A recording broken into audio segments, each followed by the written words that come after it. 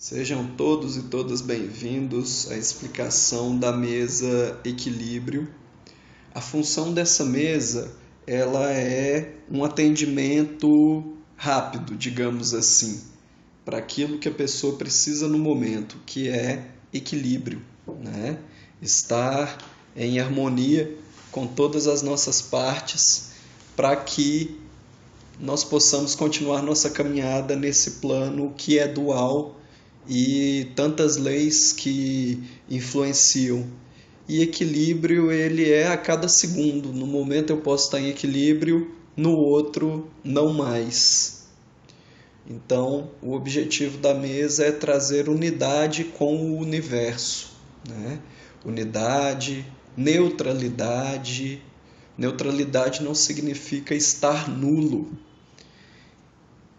Significa estar atento, observando e agindo no momento em que se deve agir.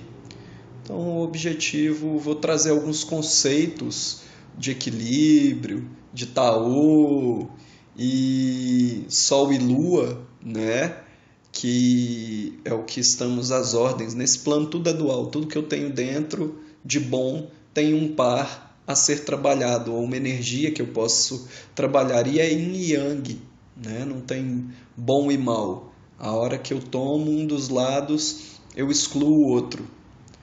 Então, eu vou trazer primeiro um texto do Taô e, ao longo da explicação, nós vamos abrindo outros conceitos, explicando o conceito da mesa, lembrando sempre que quando trabalhamos uma energia em nós, um campo, essa informação ela está gravada em nós. É vida passada, é crença limitante, é família, eu quero resolver uma questão de amor, tantas coisas que nós queremos equilíbrio, né? Nós queremos a todo momento. Então, a função não só dessa mesa, mas de todas as mesas que eu trago, é mostrar assim, que temos um quantum energético gravado dentro de nós, que não sabemos de onde que veio, mas que muitas vezes guiam nossas escolhas, guiam nossos caminhos. Pode ser crença que veio de família, pode ser uma nossa visão de mundo, ou daquilo que eu tenho que fazer, mas eu não concordo com isso. Então, é para trazer clareza. Então, vamos ao texto do Taô, que é o caminho do meio. A sabedoria do silêncio interno. Pense no que vai dizer antes de abrir a boca. Seja breve e preciso, já que cada vez que deixa sair uma palavra, deixa sair uma parte do seu ti, da sua energia. Assim, aprenderá a desenvolver a arte de falar sem perder energia. Nunca faça promessas que não possa cumprir. Não se queixe nem utilize palavras que projetem imagens negativas, porque se reproduzirá ao seu redor tudo que tenha fabricado com as suas palavras carregadas de ti. Se não tem nada de bom, verdadeiro e útil a dizer, é melhor não dizer nada. Aprenda a ser como um espelho. Observe e reflita a energia. O universo é o melhor exemplo de um espelho que a natureza nos deu, porque aceita sem condições os nossos pensamentos, emoções, palavras e ações, e envia-nos o reflexo da nossa própria energia, através das diferentes circunstâncias que se apresentam nas nossas vidas. Se se identifica com êxito, terá êxito. Se se identifica com fracasso, terá fracasso. Assim, podemos observar que as circunstâncias que vivemos são simplesmente manifestações externas do conteúdo da nossa conversa interna. Aprenda a ser como o universo, escutando e refletindo a energia sem emoções densas e sem preconceitos. Porque sendo como um espelho, com um poder mental tranquilo e em silêncio, sem lhe dar oportunidade de se impor com as suas opiniões pessoais, e evitando assim reações emocionais excessivas. Tenha oportunidade de uma comunicação sincera e fluida. Não se dê demasiada importância e seja humilde, pois quanto mais se mostra superior, inteligente e prepotente, mais se torna prisioneiro da sua própria imagem e vive num mundo de tensão e ilusões. Seja discreto, preserve a sua vida íntima. Desta forma, libertar-se-á da opinião dos outros e terá uma vida tranquila e benevolente, invisível, misteriosa, indefinível, insondável como o Tao. Não entre em competição com os demais. A terra que nos nutre dá-nos o necessário. Ajude o próximo a perceber as suas próprias virtudes e qualidades a brilhar. O espírito competitivo faz com que o ego cresça e, inevitavelmente, crie conflitos. Tenha confiança em si mesmo. Preserve a sua paz interior, evitando entrar na provação e nas trapaças dos outros. Não se comprometa facilmente, agindo de maneira precipitada, sem ter consciência profunda da situação. Tenha um momento de silêncio interno para considerar tudo que se apresenta e só então tome uma decisão. Assim, desenvolverá a confiança em si mesmo e a sabedoria. Se realmente há algo que não sabe ou para que não tenha resposta, aceite o fato. Não saber é muito incômodo para o ego, porque ele gosta de saber tudo, ter sempre razão e dar a sua opinião muito pessoal. Mas na realidade o ego nada sabe, simplesmente faz acreditar que sabe. Evite julgar ou criticar. O Tao é imparcial nos seus juízos. Não critica ninguém, tem uma compaixão infinita e não conhece a dualidade. Cada vez que julga alguém, a única coisa que faz é expressar a sua opinião pessoal. E isso é uma pedra de energia, é puro ruído. Julgar é uma maneira de esconder as nossas próprias fraquezas. O sábio tolera tudo sem dizer uma palavra. Tudo o que o incomoda nos outros é uma projeção do que não venceu em si mesmo. Deixe que cada um resolva os seus problemas e concentre a sua energia na sua própria vida. Ocupe-se de si mesmo, não se defenda. Quando tenta se defender, está a dar demasiada importância às palavras dos outros, a dar mais força à agressão deles.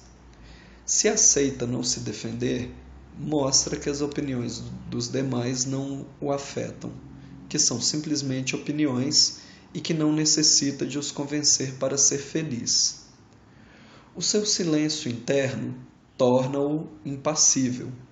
Faça uso regular do silêncio para educar o seu ego, que tem o mau costume de falar o tempo inteiro. Pratique a arte de não falar. Tome algumas horas para se abster de falar. Este é um exercício excelente para conhecer e aprender o universo do Tao ilimitado. Em vez de tentar explicar o que é o Tao, progressivamente desenvolverá a arte de falar sem falar, e a sua verdadeira natureza interna substituirá a sua personalidade artificial, deixando aparecer a luz em seu coração e o poder da sabedoria do silêncio.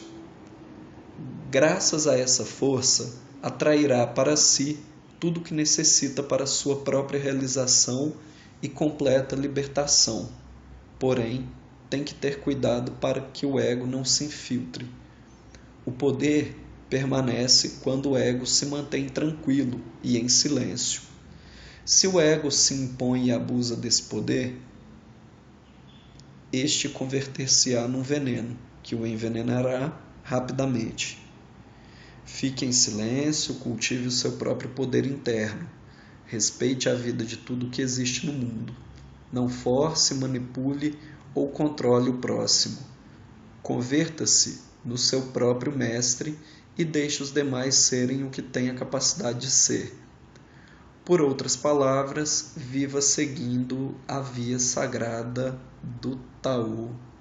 Olá, sejam bem-vindos ao curso de mesa radiônica. Vamos falar agora dos símbolos que compõem a mesa equilíbrio.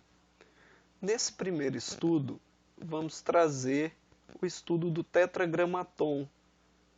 Não se finda aqui todo o significado desse símbolo muito antigo e que encerra nele grandes conhecimentos. Então vamos ao básico. Tetragrama. Tetra é uma palavra que vem de origem grega. Tetra significa 4 e grama, letra. Significa a expressão escrita que possui 4 letras ou sinais gráficos. Ele representa uma palavra, abreviatura, sigla ou acrônimo. Mas o que é acrônimo?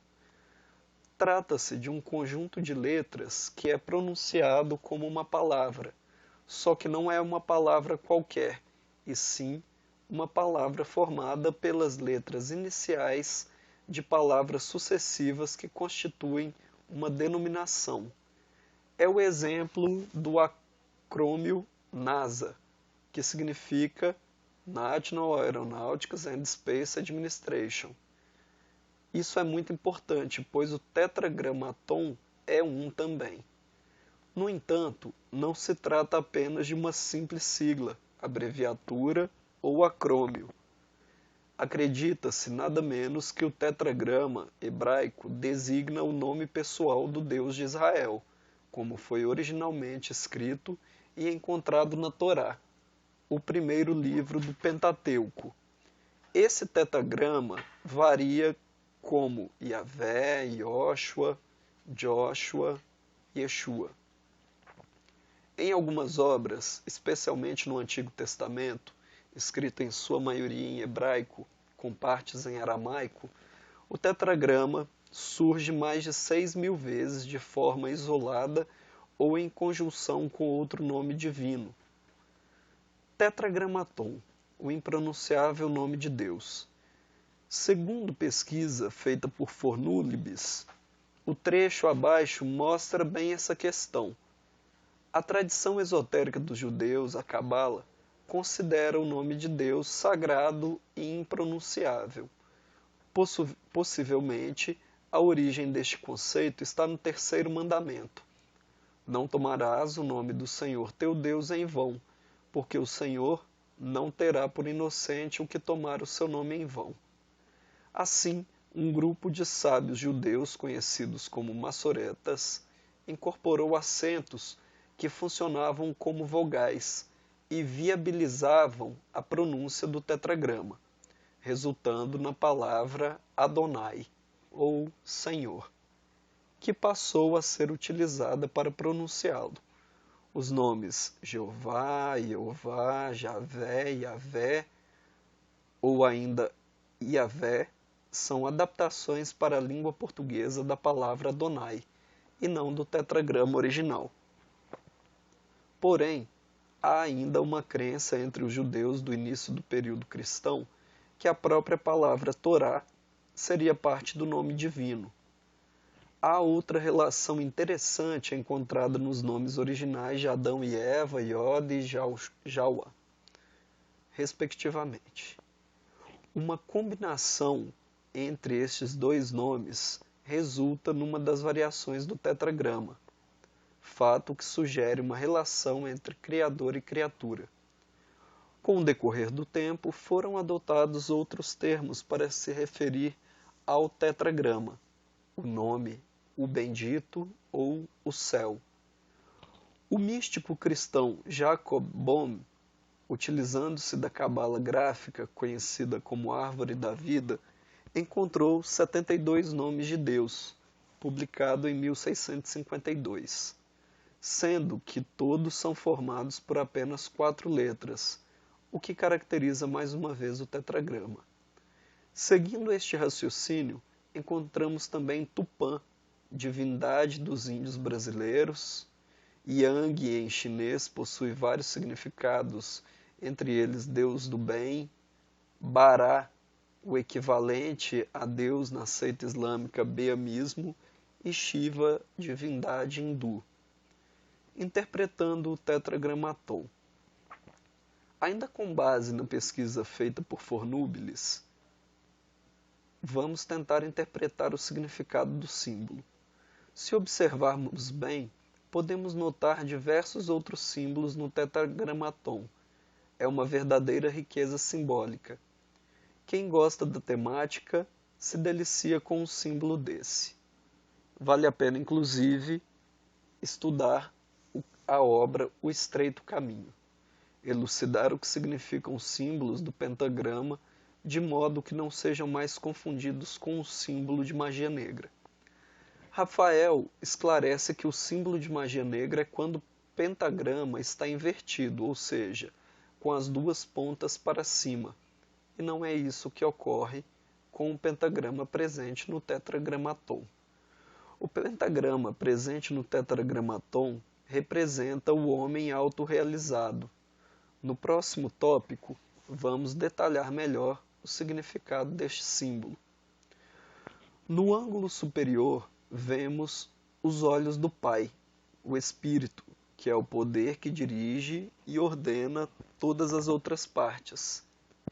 Júpiter, logo acima, Júpiter ali representa que o Pai é o mais justo dos juízes, o poder que dirige e ordena a todas as demais partes. Nos braços está Marte, que é a força.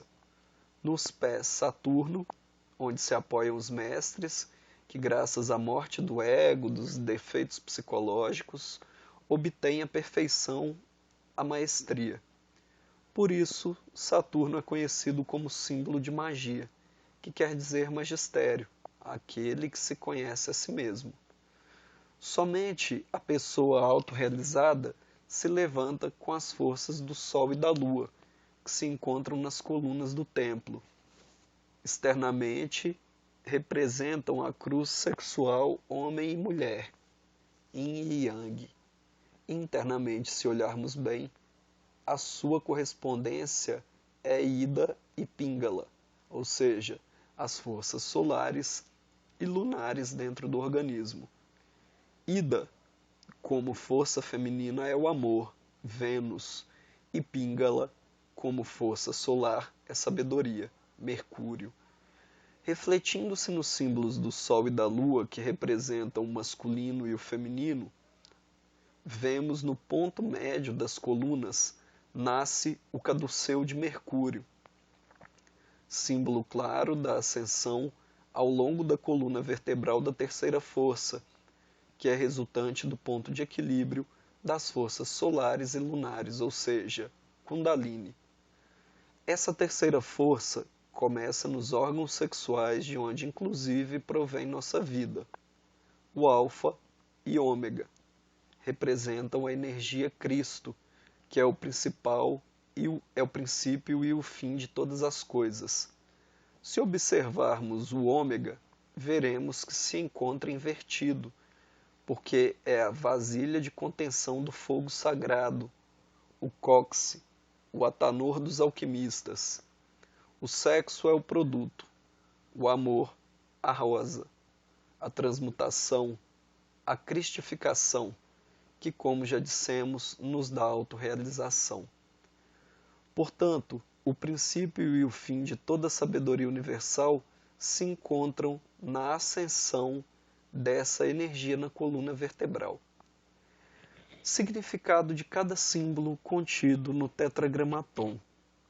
Vamos detalhar um pouco o que cada símbolo presente no Tetragramaton significa. O pentagrama assume diversos significados de acordo com o contexto que é encontrado. Neste caso, é a base do Tetragramaton. Assim podemos interpretá-lo como símbolo da pessoa realizada, isto é, uma representação da entidade humana evoluída em todos os estágios espirituais. Os olhos de Júpiter, os olhos do Pai. No ângulo superior do pentagrama, encontramos os olhos do Pai e a representação do planeta Júpiter, uma alusão aos olhos do Criador, o Espírito, o poder que coordena tudo e todos. Marte. Nos braços do tetragramaton encontra-se o símbolo astrológico e zodiacal do planeta Marte, representando a força e a energia pura da criação. Saturno. Nos ângulos inferiores está a representação astrológica e zodiacal do planeta Saturno. É um dos principais símbolos usados na magia, representando os mestres que anularam o próprio ego e falhas inerentes ao ser humano, atingindo assim a perfeição. Sol e Lua. Posicionados nas linhas verticais do pentagrama, próximos ao centro da figura, o Sol e a Lua fazem referente aos polos femininos e masculinos da criação contido em todos os organismos, incluindo o microcosmo e o macrocosmos. Mercúrio e Vênus. Esses símbolos são amplamente encontrados na literatura alquímica e são representações astrológicas e zodiacais desses planetas, localizados sobrepostos no centro da figura. Referem-se à união dos polos de onde surgirá o caduceu de Mercúrio. O caduceu de Mercúrio é o símbolo alquímico da transmutação, associado aos símbolos superiores de Mercúrio e Vênus, refere-se à criatura, ou seja, o resultado da união dos polos masculino e feminino entre as forças lunares e solares. É o ponto de equilíbrio entre eles. Por estar localizado no centro da figura, também pode ser interpretado como a coluna vertebral, ou Kundalini, responsável pela união da energia sexual entre as polaridades. Jeová. Esta inscrição hebraica é um tetragrama pronunciado Jeová, lê-se da direita para a esquerda, sendo mais uma das várias alusões ao nome de Deus. Alfa e Ômega são respectivamente a primeira e última letra do alfabeto grego. Esta é uma referência ao princípio e fim de todas as coisas. Alfa está abaixo dos olhos do Pai, Ômega encontra-se invertido na base do caduceu de Mercúrio. Isto pode significar o caldeirão utilizado pelos alquimistas, ou ainda o caldeirão, útero da deusa para alguns ocultistas. Binário. Localizados fora do tetragrama, os números 1 e 2 referem-se à bipolaridade, isto é, uma representação que todas as coisas possuem dois lados, seguindo o conceito. Podemos também compreendê-las como manifestação dos polos masculino e feminino, início e fim, bem e mal, entre outros. Logos é uma palavra grega que significa razão, mas também é interpretada como fonte de ideias e verbo divino. Associado ao tetragramaton, os números 1, 2 e 3 representam respectivamente pai, mãe e filho. Também pode ser interpretado como a tríade do cristianismo, Pai, Filho e Espírito Santo, ou como o triângulo, amplamente encontrado nas tradições esotéricas. O cálice. O cálice significa o polo feminino da criação. Na alquimia é utilizado para representar o elemento água. Espada flamejante. A espada de fogo, dentro do contexto alquímico, representa o próprio elemento fogo, porém associado ao tetragramaton. Assume o papel do polo masculino e do falo, símbolo da fertilidade entre as antigas tradições. O báculo é o bastão comumente usado por magos. Está dividido em 7 escalas, representando os estágios da evolução. Na alquimia está relacionado ao elemento terra. Hexágono do mago. O hexágono do mago representa o domínio do espírito sobre a matéria. Na alquimia, está relacionado ao elemento ar. Vamos falar agora da simbologia da estrela de 6 pontas. Existem muitos significados até medonhos, né, do que significa a estrela de 6 pontas. Mas um símbolo é sempre um símbolo, né? E cada um vai botar para fora aquilo que tem dentro ao ver, né? Então a estrela de 6 pontas aqui na nossa mesa, rodeada pelo círculo e os símbolos do Reiki, é para equilíbrio. Nesse caso, a estrela de 6 pontas na nossa mesa, ela representa a energização. Toda vez que nós vamos fazer a energização, vai ser em cima dessa estrela que nós vamos ativar. Ali ela significa os 3 chakras superiores, que é o laríngeo, o terceiro olho e o coronário. Os 3 chakras inferiores, o umbilical, né, o plexo solar, o da água e o da terra. E o centro, né, é o 7º chakra, que é o cardíaco.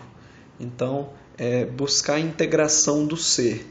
Enquanto no pentagrama nós vamos trabalhar a parte humana, né, as energias humanas a serem trabalhadas, a limpeza, aquilo que é o expurgo, aquilo que vai ser jogado fora. Depois nós vamos na divinização, que é o uso da mesa através do arquétipo do equilíbrio da estrela de 6 pontas. Tá? A estrela de 6 pontas também é conhecida como a estrela de Israel, é também um símbolo de proteção muito antigo, que tem o propósito de unir o feminino e o masculino, representando a união dos 2 opostos, assim como a ligação do céu e da terra, né? Também pode ser, aí tem alguns que falam que é a simbologia de Miguel Arcanjo, né? Ele também é aquilo que está acima da dualidade, né? Qualquer lado que você virar essa estrela, ela sempre vai estar na mesma forma, né? A representação do perfeito nesse ponto. E cercado por um círculo, né? A estrela de 6 pontas na nossa mesa, ela está circundada pelo círculo e ela representa aí para a gente esse Deus imaterial, né? É dentro de um círculo que toda magia ocorre, né? Então, a ativação da mesa se dá nesse ponto através da energização, através da energia de 6 pontas, que vai emanar o que é perfeito, equilibrar a vida, equilibrar os polos, a consciência, para que a gente continue a sublimar os sentimentos mais humanos e a gente conseguir fazer, porque somos humanos, né? Afinal, o ponto de equilíbrio dessa mesa é trazer conexão com o que temos que fazer. E para isso a gente tem que aceitar Sol e Lua, a gente tem que aceitar todas as partes do nosso espírito, terra, fogo, água e ar, que é o próximo que eu vou explicar. Nós temos que aceitar que aqui é um plano de passagem, que um dia vamos morrer, né? Esses são os entendimentos para que os campos fiquem em equilíbrio e o espírito possa agir conforme o que foi comprometido antes de descer à Terra.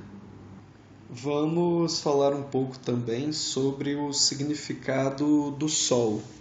O Sol e a Lua na nossa mesa, ela tem um significado primordial de trazer aquilo que o nosso plano é regido, né? A dualidade do Sol, a reflexão da luz do Sol pela Lua, né?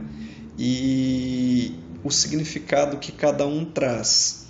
Então, no desenrolar do curso, no desenvolver do curso, eu vou mostrar como ativar esses arquétipos, né? Porque a gente tem que entender que a mesa radiônica, principalmente essa que eu trago, ela trabalha com arquétipos para a gente entender onde que vai agir.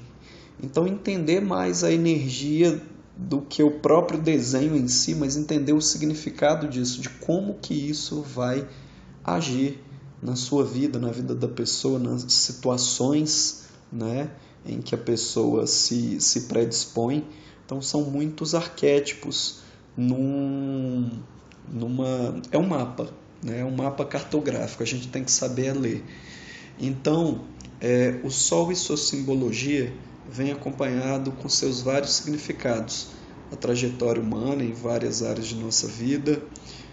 Vamos agora saber sobre o astro-rei. O Sol em nosso sistema solar é fonte de luz e de vida, os planetas recebem calor e energia dele. A vida em nosso planeta depende do Sol. Esse astro é o coração do nosso sistema. O Sol é uma rocha incandescente, é essencial à vida para a existência das plantas, animais e seres humanos. Ele mantém a temperatura de todo o planeta de modo que ele seja habitável. A designação astro-rei define a importância do Sol para nós e para a vida do planeta. Para saber mais, vamos seguindo. O arquétipo do Sol, em termos místicos, é representado por um círculo com um ponto no meio, que é comumente usado em astrologia e astronomia.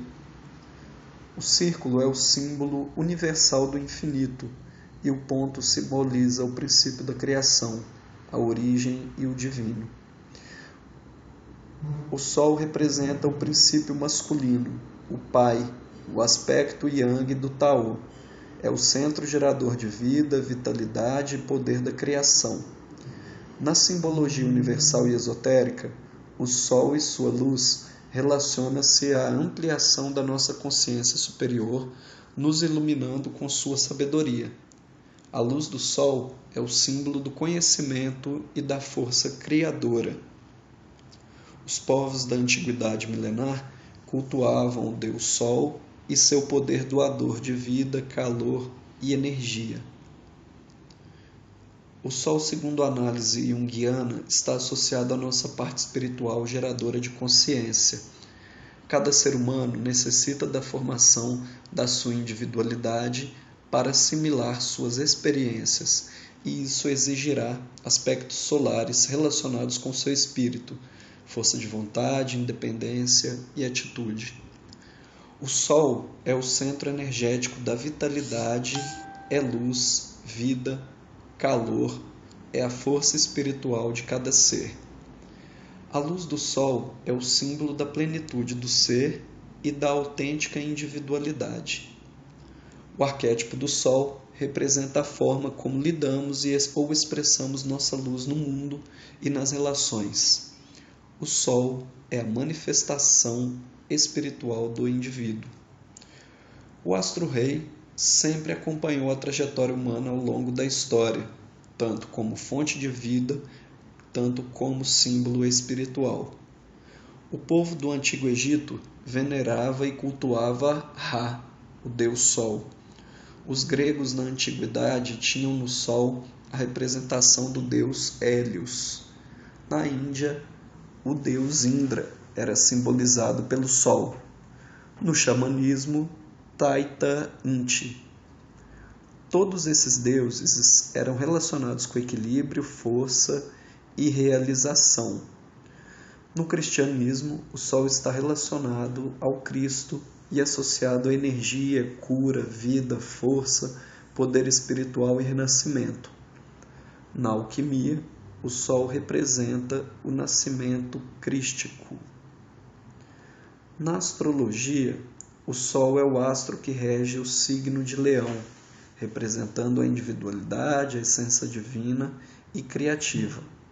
No mapa astral individual, a posição e aspectos do Sol revelam o aspecto mais profundo do indivíduo, relacionado com seu ser autêntico e tem relação com talentos, dons e aptidões pessoais de caráter profundo. Aqueles que são regidos pelo Sol são líderes natos, fortes, independentes, voluntariosos, poderosos, criativos e muito carismáticos, como as qualidades relacionadas com o astro-rei. Na astrologia, o Sol está relacionado ao nível de consciência de nossa psique e à nossa expansão. O Espírito, que é o nosso fogo divino e nos impulsiona, tem sua representação no Sol. Os aspectos relacionados com o Sol são o ativo, o masculino e o positivo. Em nível espiritual, o Sol simboliza o Logos, que é o princípio primordial e fonte criadora e geradora de vida. O Sol astrológico diz respeito ao nosso sentido de vida, propósito espiritual, ao nosso autêntico ser e ao nosso impulso vital. A posição do Sol em um mapa astrológico, seja no signo, em uma casa ou aspecto astrológico, se não tiver nenhuma oposição de outro planeta, traz positividade onde estiver situado e indica o potencial criativo e de que forma a pessoa pode irradiar o seu brilho.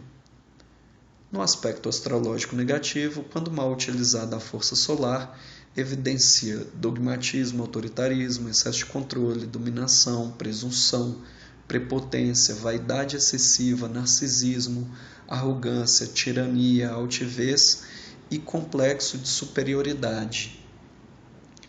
Então, na nossa mesa, o Sol, ele, como tudo que chega até o planeta Terra, ele vai vir com a qualidade positiva e a qualidade negativa. Na nossa mesa, ele representa essa energia divina que vai iluminar a nossa dualidade para a gente poder escolher o caminho mais bem posicionado neste momento.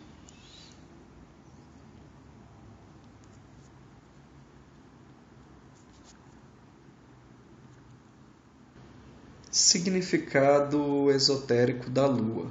A Lua está ligado ao sagrado feminino, emotividade, feminilidade e maternidade. As fases lunares representam as fases da existência de cada ser, nas quais ocorre o seu desenvolvimento.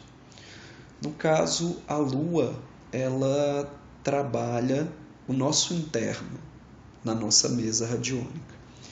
A existência e a natureza estão atreladas à força lunar. A Lua remete ao mistério e oculto que existe em cada um de nós e que aguarda ser revelado por todo aquele que quer se conhecer e se descobrir. Nos seres humanos, em várias situações, somos lunares, como a Lua e suas fases. Tem horas que estamos cheios e radiantes, refletindo a luz que existe à nossa volta. Outros momentos ficamos crescentes em nossos objetivos. Já em outras fases, nossa energia vai minguando. É hora de dar uma parada. Em outras fases, precisamos nos renovar com uma nova forma de ver a vida, tendo contato com a nossa escuridão interna e liberando padrões antepassados. Cada fase lunar psíquica que existe em nós denota como a natureza e o universo repercute em nossa existência e nossas ações reverberam neles.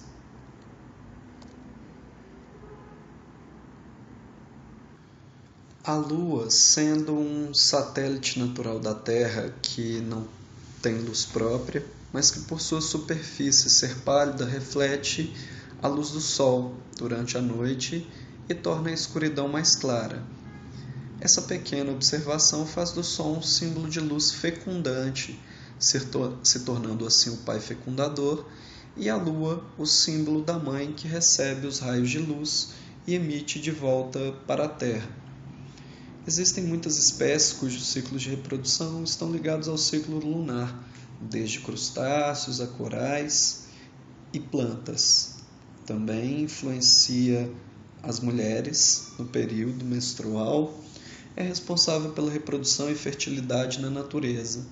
A Lua, desde a mais remota antiguidade, foi associada a figuras femininas, energia Yin, sempre enfatizando a pureza e a capacidade de gerar vida, que é o papel da mãe. Dessa maneira, a Lua também é o símbolo do nascimento e da iniciação. Na mitologia Nagô, vemos o aspecto lunar representado como Iemanjá, a rainha das águas do mar, que junto com seu aspecto solar Oxalá, manifestou todo o universo e todos os outros deuses ou orixás. Na mitologia egípcia, vemos Ísis, a deusa da magia, maternidade e fertilidade, que junto com seu aspecto solar Osíris, dá luz a Horus, quando ainda era virgem. O falcão dourado, filho do sol ou o iluminado. Qualquer semelhança desses dois mitos com o casamento alquímico do sol com a lua não é mera coincidência. As referências são enormes e se estendem a todos os povos do planeta. De alguma forma, como vemos na mitologia Nagô, os antigos já identificaram o mar como origem da vida e fizeram essa relação com a lua, que guia as marés, e com a mãe, transformando essas características do mito de Iemanjá. Assim como os egípcios também identificaram a lua como astro do segredo e da magia devido à sua face escura, personificando-a como Ísis. No budismo, a mãe de Buda, Maya, engravida após ver um elefante branco em seu sonho, e passado 9 meses, Siddhartha nasce da lateral da sua mãe na altura do coração. No cristianismo, Maria, mãe de Jesus, Cristo, filho do sol, iluminado, engravida pela concepção do Espírito Santo. No seu ventre, lua. Tanto Maia quanto Maria, segundo a mitologia, engravidaram, tiveram seus filhos e continuaram virgens, mas claro que é uma simbologia, temos que tratar como simbologia. Os mistérios também ligados aos animais e às suas cores nessas duas mitologias também são símbolos. A geração e a manifestação maior da lua é um processo envolto de mistérios e magia pelo qual a vida surge. Outro número relacionado com a lua é o número 9, uma vez que 9 meses são o tempo entre a geração e o nascimento do feto humano. Portanto, 9 é também o número de iniciação. Portanto, na nossa mesa, Sol e Lua, eles representam, o Sol representa o externo, aquilo que precisa ser iluminado, parte ativa. E a Lua representa o nosso interno, a energia Yin, representa aquilo que eu tenho que acolher dentro de mim, trabalhar para que fique o externo. No externo, o interno. No interno, e a conexão com o divino. E a conexão com o divino na nossa mesa vem de um símbolo antigo que é a constelação de Órion, que vou explicar nesse momento. A constelação de Órion na nossa mesa, ela está intimamente ligada ao significado do alinhamento primordial que tinha com as pirâmides do Egito, Kelpis, Kefren e Miquerinos, principalmente as que estão alinhadas no cinturão. Então, e ao mesmo tempo em que as pirâmides foram alinhadas, o poder da pirâmide de canalizar a luz divina e espalhar para as 4 faces, que são os 5 elementos que regem o planeta Terra. Ao mesmo tempo que as pirâmides faziam isso, naquele período do Egito Antigo, ela estava trazendo a energia do céu para as pirâmides, que equilibra as 4 faces, terra, fogo, água e ar, nascendo assim um 5º elemento, que é o espiritual, e ao mesmo tempo as pirâmides estavam exatamente no eixo do polo energético da Terra, que faz todo, que protege tudo na Terra, é o Torus, que eu vou explicar logo mais. O Torus é que forma isso, a energia entra pelo centro da Terra, retorna pelo lado de fora e assim faz aquele formato de maçã. Então, ao mesmo tempo que as 3 pirâmides estavam alinhadas com as 3 Marias, que é o cinturão de Órion, mas o alinhamento das pirâmides com o equilíbrio da Terra, é isso que nossa mesa traz. Traz o equilíbrio Sol-Lua, as 3 estrelas que regiam não só as pirâmides do Egito, mas também estavam alinhados ao centro energético do planeta. Então, fazendo esse alinhamento na mesa, nós também temos que estar alinhados com o elemento da Terra, né? Com a energia terrena. Então, esse é o foco da mesa, equilibrar os 4 lados da pirâmide, alinhando ao centro da Terra, alinhando com as energias espirituais trazidas pelas 3 Marias, né? E cada face com as suas 3 características, causa, lei e efeito. Esse é o objetivo da nossa mesa, da mesa equilíbrio. Então, das 88 constelações modernas catalogadas, a constelação de Órion ocupa a 26ª em tamanho, devido a esses fatores, que é porque ela está localizada no equador celeste, é facilmente avistada por praticamente todas as regiões do planeta, tanto no hemisfério sul quanto no hemisfério norte. Ela é mais facilmente identificada em dezembro e janeiro, nos meses de verão. Em primeiro lugar, caso queira identificar no céu noturno, procure o cinturão de Órion, também popularmente conhecido como as 3 Marias. A partir dessas estrelas, a constelação fica muito mais fácil de ser encontrada. A constelação de Órion, as estrelas. A constelação de Órion abriga 81 estrelas no total, sendo que 2 fazem parte das estrelas mais brilhantes do céu, Rigel e Betelgeuse. Rigel, também conhecida como Beta Orionis, é a estrela mais brilhante da constelação e a 6ª estrela mais brilhante no céu. Sua magnitude é de 85.000 vezes a luminosidade do Sol. Já Betelgeuse é a 2ª estrela mais brilhante da constelação de Órion e a 8ª estrela mais brilhante do céu. É uma supergigante vermelha de magnitude de 0,42. De fato, pertencer à classificação de gigante vermelho significa a última fase da estrela, que pode ser logo que ela exploda e apague no céu. Em outras palavras, significa um conjunto de estrelas. Como falamos anteriormente, as 3 Marias são uma conjunção da estrela de Órion, que somado às outras 78 forma toda a constelação. Os mitos da constelação de Órion.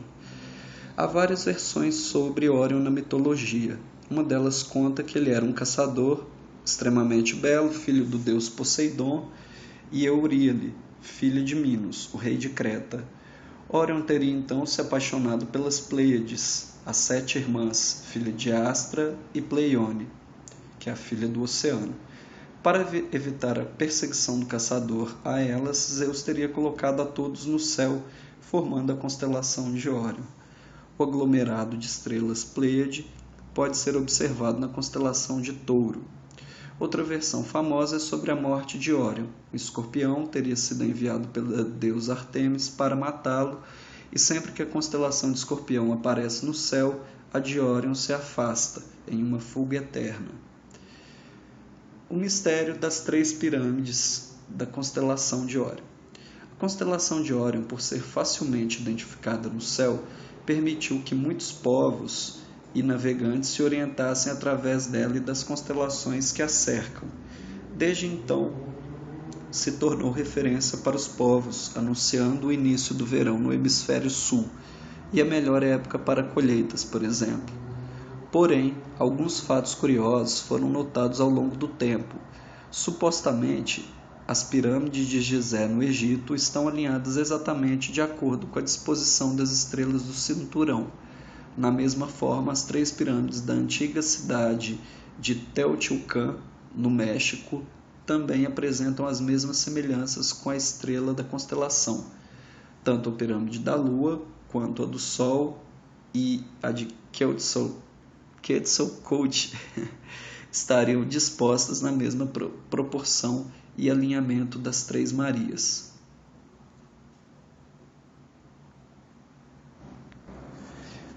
Temos também na mesa a simbologia radiestésica do decágono, né, que é um duplo decágono, onde também consta os símbolos reikianos e os símbolos dos planetas, que, juntamente com a função da mesa, que é equilíbrio, toma-se de princípio o pentagrama, que é a representação do ser humano, né? Terra, fogo, água, ar e espírito.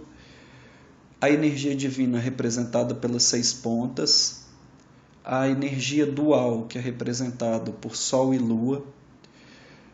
A representação do decágono, que vai fazer a ligação com o testemunho, né? Que é nome, data de nascimento ou a situação, porque tudo pode ser equilibrado numa mesa radiônica. Os símbolos do reiki, eles vêm no sentido de trazer equilíbrio para a mesa, né? Levando em conta que todas essas mesas são direcionadas pela energia reikiana, mesmo que você não seja iniciado em todos os níveis. E nesse sentido, para que faça sempre o melhor que haja para ser feito, porque, como já dito em outros vídeos, a energia da radiestesia é uma energia extremamente mental, ou seja, 2 e 2 são 4. Se eu der uma ordem, ele vai. Então, associando isso à energia reikiana, ela vai fazer o que há de melhor para ser feito, né? Temos também na mesa a simbologia dos gráficos radiônicos, que vai ser visto com um pêndulo e colocado um cristal em cima para ativação. Esse estudo vem da radiestesia tradicional. Por isso também o estudo é interessante ter o estudo da radiestesia básica para poder entender o que está sendo feito. Temos também na mesa o arquétipo dos chakras, porque qualquer equilíbrio que vai ser feito em uma pessoa tem que ser feito também através do chakra, não só o equilíbrio dos 4 elementos, terra, fogo, água, ar, e as suas características aí que podem ser trazidas pelo significado das constelações, né, de cada um. Terra com Capricórnio, trabalho, Touro, estrutura, Virgem, organização, o ar com Gêmeos, comunicação, Aquário, grupos e Libra, relações, a água, que é o emocional, com Câncer, família, Escorpião, regeneração, Peixes, utopia bem resolvida, e o fogo com Áries, ímpeto, Leão, brilho pessoal, e Sagitário, fé, otimismo.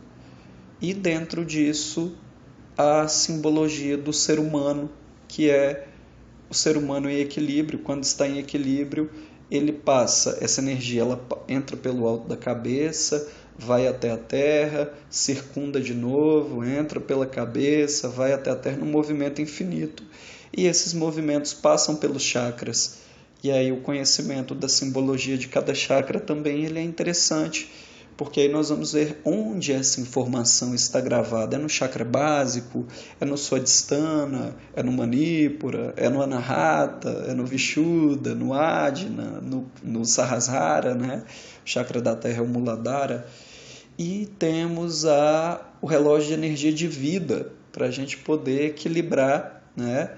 E a contagem de tempo, eu não coloquei nas mesas o relógio de tempo, porque até pode ter também, né, o relógio radiestésico, mas seria mais interessante, e é o que eu vou ensinar, a contagem do tempo no próprio pêndulo.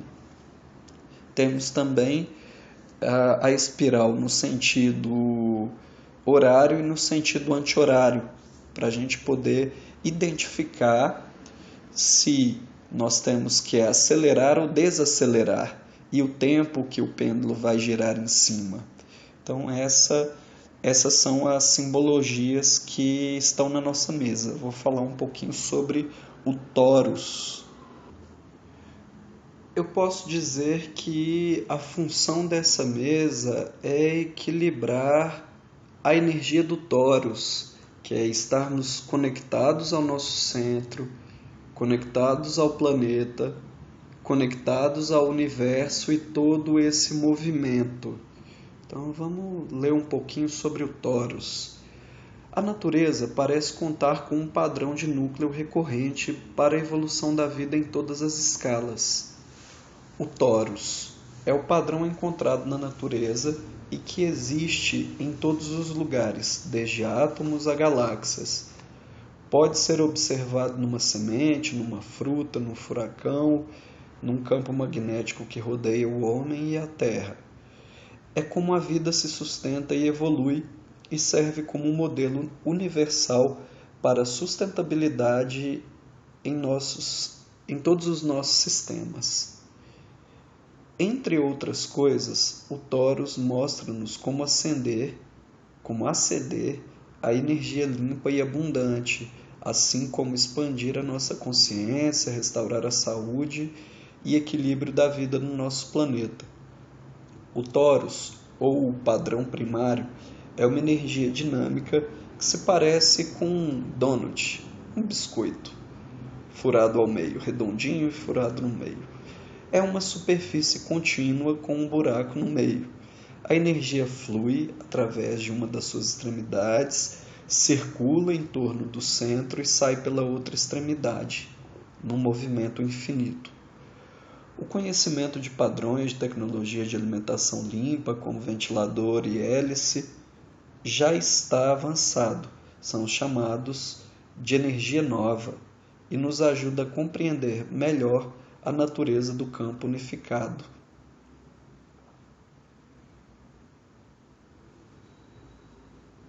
Para os celtas, o fluxo da vida, o movimento do universo e os ciclos eram representados pela árvore da vida celta, na qual as raízes mais inferiores se ligam a seus galhos mais superiores, resultando nitidamente na forma do fluxo torus, tendo também relação com o preceito hermético: o que está em cima é como o que está embaixo, e o que está embaixo é como o que está em cima. Povos ancestrais como os sumérios e os egípcios, entre outros, conheciam um símbolo muito antigo chamado de semente da vida, o qual é composto por 7 círculos interconectados. Este símbolo é conhecido como o padrão da Gênesis e simboliza para muitas culturas a criação e a própria unidade formadora do universo, pois as células dos seres vivos se desenvolvem tendendo a este padrão. Um aspecto interessante de se notar é que quando a semente da vida é rotacionada, suas linhas formam as linhas de um vórtice, que quando observado de cima é o próprio fluxo do torus, visto em 2 dimensões. Quando substituímos os círculos da semente da vida por esferas, temos o fluxo torus em 3 dimensões. Portanto, pode-se levar em conta que o fluxo torus está implícito no código gerador da vida, ou a semente da vida. Um outro aspecto interessante é o símbolo do infinito, representado por muitas culturas como um 8 deitado.